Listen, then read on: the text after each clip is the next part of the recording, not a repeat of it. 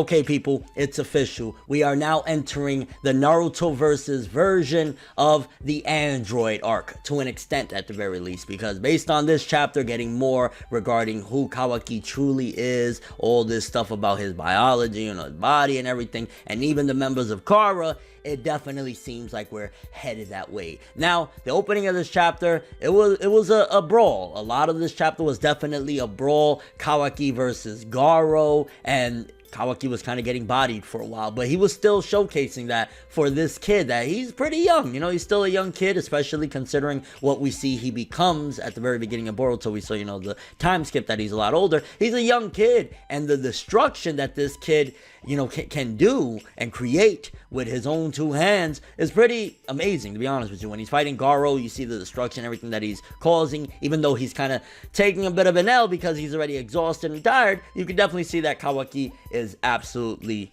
really strong, and the fact that he took that beating and was still able to keep on going and eventually flip the tables, pretty crazy. Honestly, it's really building up why Kawaki will eventually become the serious threat to the shinobi world, because I mean, what he was doing in this chapter, I mean, granted, Garo isn't one of the top tiers. He's, I think, a part of the outers, if I'm not mistaken. That's what they called, you know, the lower tiers of the Kara group. But even exhausted and everything, he managed to flip the tables. On top of that, able to outsmart and use the right opportunity to flip it on Garo, because initially Garo was kicking his ass, even stabbed through him, which showcases, yo, Kawaki, he's no joke. He got stabbed through, he was beat down, and the moment there was a small, slight distraction, bam, he flipped the tables and literally bodied the crap out of Garo. Now, we see in this chapter that there is a huge connection because of that karma mark on their hands or whatever between Kawaki and Boruto, and it started to get a little bit specific, because once Kawaki was in serious danger and trouble, that's when Boruto's activated, just like the last time or whatever. It seems as though they're really linked and heavily connected because of that. Now, we don't know to what extent or why they're connected in particular. All we know is Boruto got that from, you know, being the final blow against Momoshiki. We know that Kawaki, his DNA, everything from his blood vessels to pretty much his entire insides, was swapped out into this more mechanical being in a sense, but he's just like a mechanical organism in a way. So that's the extent of what we know about Kawaki. We don't know if maybe at one given point one of the Otsutsuki clan was captured and their body was used and the DNA was used to create this vessel and prototype. Well, I don't even think he's a prototype. He seems to be like their masterpiece for the Kara group or whatever, but you can definitely see when Kawaki's in trouble, Boruto's activates, and it could be, again, part of the Otsutsuki clan. Maybe when the Otsutsuki clan, you know, one of their members is in trouble, it immediately, you know, makes them like, oh shit, you know, I gotta save him, and maybe that's why it's being activated the way it is, because we've seen time and time again throughout this chapter, it would only activate when there was some serious danger. Now, we know at the end of Boruto, when they have that final fight, Boruto and Kawaki, it is fully on activated, but again, it could be because they're both going at each other, so both of their lives are in danger. So that could be the possibility why it was completely activated in that final fight that they're going to have down the road. Now, honestly, Kashin Koji, aka the Jiraiya looking dude, the one that everybody suspects could be Jiraiya, something like that, which I'm starting to have a little bit more of a different speculation on that, but we'll talk about that later. It seems as though he might not be, at the very least, the biggest villain in the world, because we know Jigen and Delta, they're evil. They definitely seem very evil, but it seems as though throughout the chapter, he's stolen. I was surprised that Delta actually listened to him, because she was straight up like, when she was talking with Jigen, nah, we gotta go get the vessel, but it definitely seems as though he was stalling, and he kept on saying, nah, we need more info, nah, don't get involved, nah, let them take him, and it's like your whole mission was to get, you know, the vessel. So the fact that you're allowing them to take the vessel and everything, you're like, you need more information. You need more information for what exactly? I mean, because he didn't even care about like information leaking. He's like, that ship sailed the moment, you know, the blimp crashed and everything. Like, we can't conceal any information. So he's not even really caring about that. It's really making me question, like, what's up with him now. He does say, like, soon they'll have no choice, the power will come out or something like that, and they won't be able to, you know, contain it or whatever. But, and he was even saying, you know, the era of Kara is coming and stuff like that. But I don't know, he gives me a slight suspicion that if he does have any ties to Jiraiya, whether they use some of his DNA to create him, or there's something there connected to him, he's a son or a cousin or whatever, that could be possibly why he would be like a traitor to Kara, because it just felt a little bit like he was stalling, he was stopping Delta from getting involved, because easily right there, if they wanted to, based on what we see that their power is like, they could have killed all of the Konoha shinobi and captured Kawaki and brought him back. The fact that he keeps on saying we need more information is that he wants more information on the karma stuff, and he's like, that'll be a lot more valuable to understand karma. Maybe Kara themselves don't completely understand the whole karma thing. Maybe they got a good idea of it and they've been experimenting, but maybe they don't understand why it activates the way it does whenever one of them is in trouble. On top of that, the fact that it is able to absorb jutsu, just like Momoshiki, which is leading me further to believe that maybe there's a big Otsutsuki connection, because, well, you know, Boruto got that power from, you know, obviously from Momoshiki, but again, we don't know where Kawaki got that power from, unless Kawaki, you know, his body was used from DNA of Boruto or Naruto or something like that, and then it's somehow connected to Boruto's original karma. There's a lot of questions definitely being thrown out there, and it's just kind of like making me speculate even further. Like, this chapter, as much action as we had or whatever, it definitely still felt like it was pushing forward. Like, there's a lot more questions. Like, the way karma's working is like, it doesn't really, it makes sense, but it's kind of like, why is there a connection between Boruto and Kawaki when they just met? And based on, you know, when we got the origin, the seemingly origin, maybe there's some more to it regarding Kawaki.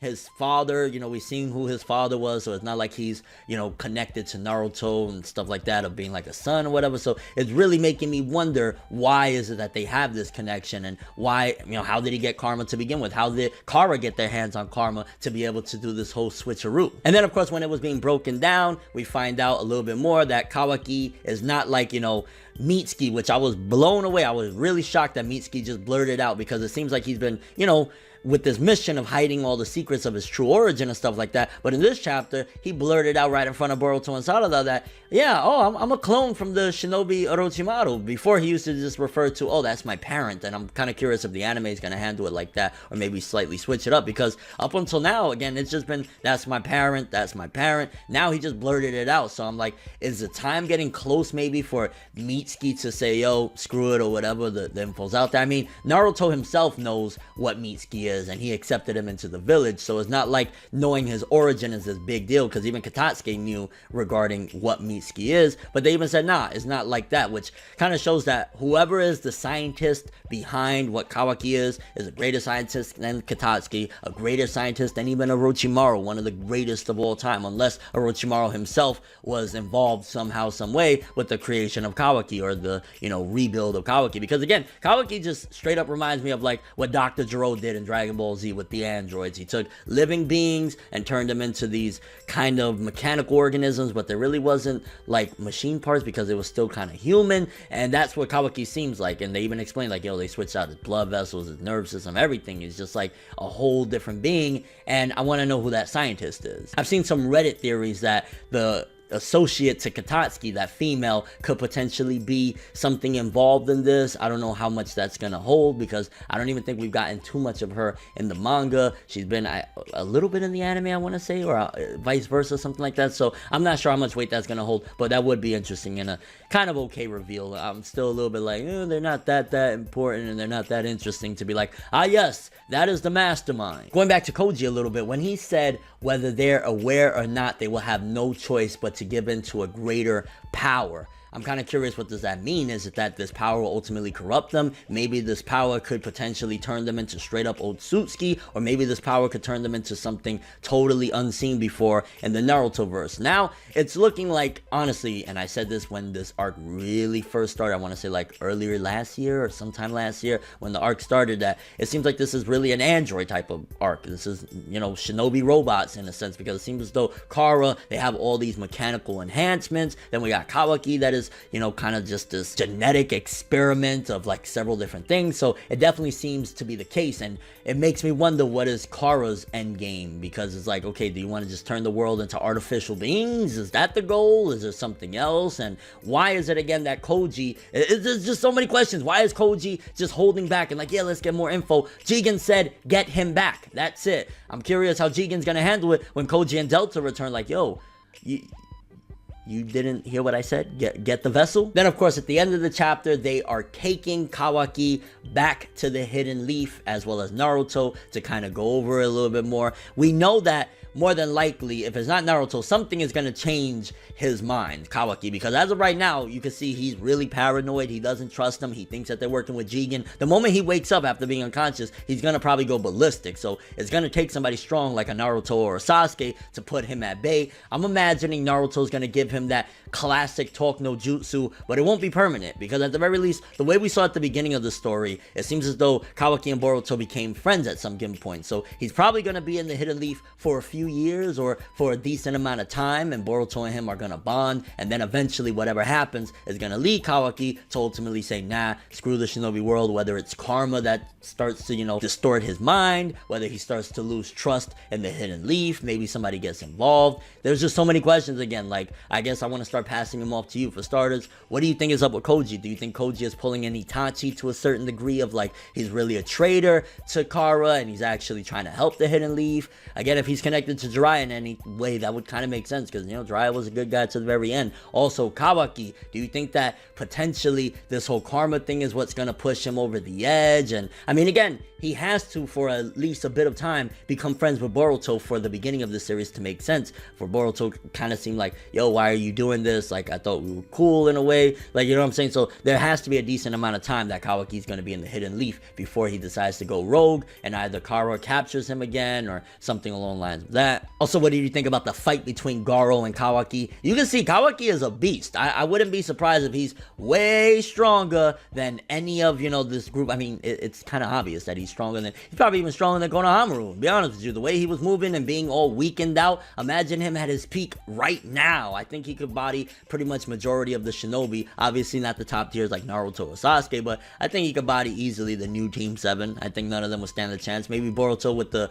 you know, karma mark, maybe give him a little bit of run for his money if he activates it, but still. Also, what do you think about the connection? Why are they connected? Obviously it's through the karma mark, but is there some more relevance there, or is it just that they got it from the Otsutsuki clan, so the Otsutsuki clan is going to help each other out? Why is it activating in the way it is? Also, using Momoshiki's moves of absorbing jutsu. Again, kind of reminded me of Android 19. Yo, this is the Android saga, baby. And your overall thoughts of this whole chapter. Honestly, again, another solid chapter. I'll say, you know, the fighting is, you know, maybe some people are like, yo, I just want to get to the story. Because to be honest with you, right now, what's really exciting me about Boruto is the story. The stuff with the Kara group, the stuff with Kawaki, the karma mark. Those are the things that are really exciting and interesting. The fight was cool, though.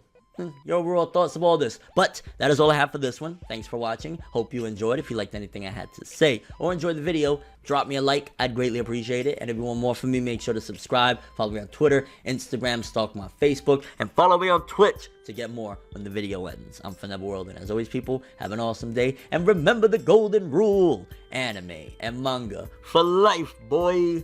Bow. Have an awesome day. We making major moves, laugh and let the haters lose. We don't give a fuck, virginity intact, cream stack. Paper rules, if you heard it, best believe.